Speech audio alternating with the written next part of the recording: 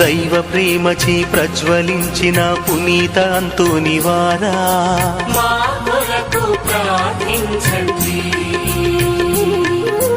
మా కొరకు ప్రభువును వేడండి. మీ జపములచే ఆత్మల రక్షించ దీక్షను పొందిన వారా మా కొరకు ప్రార్థించండి.